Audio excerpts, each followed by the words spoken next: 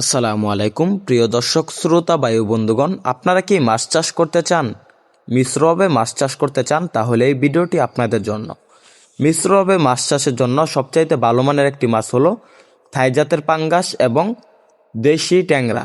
যে মাছগুলো মিশ্রভাবে চাষে অল্প দিনে ভালো ফলন আসে, কেননা থাই জাতের পাঙ্গাস হলো উপরের লেয়ারের মাছ এবং দেশি ট্যাংরা হলো নিচের লেয়ারের মাছ। থাই জাতের পাঙ্গাস মাছের পোনা খাবার খেয়ে যে মলগুলো ত্যাগ করবে ওইগুলা খেয়ে দেশি ট্যাংরা বড় হয়ে যাবে বিনা খাবারে।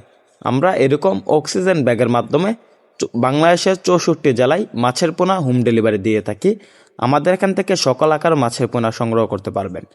তো চাষি ভাইরা, মিশ্রভাবে মাছ চাষের জন্য থাই জাতের পাঙ্গাস এবং দেশি ট্যাংরা সবচাইতে ভালো, কেননা বিনা খাবারে দেশি ট্যাংরা বড় হয়ে যায়।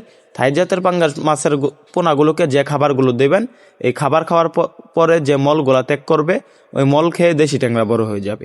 আর দেশি ট্যাংরা মূলত প্রাকৃতিক খাবার খেতে সবচাইতে বেশি পছন্দ করে, যেমন মাটিতে রয়েছে ফুলজির, জুট প্লান্টন, ছড়া প্লান্টন, ফ্লাই টু প্লান্টন। আপনারা চাষ করতে পারবেন প্রতি শতাংশে দেশি ট্যাংরা মিশ্রভাবে 500 থেকে 700 পিস।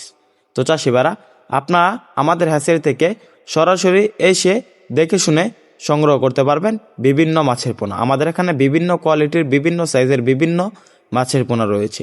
তো চাষি ভাইরা, থাই জাতের পাঙ্গাস মাছের পোনা মিশ্রভাবে চাষ করতে পারবেন প্রতি শতাংশে 100 থেকে 150 পিস।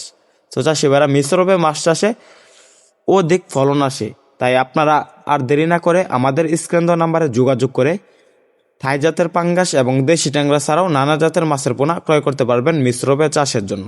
আমাদের এখান থেকে মাছের পোনা ক্রয় করুন, মাছ চাষের সকল আকার তথ্য পরামর্শ জানুন। আমাদের ভিডিওটি ভালো লাগলে আমাদের চ্যানেলটি সাবস্ক্রাইব করে আমাদের পাশে থাকুন। ধন্যবাদ।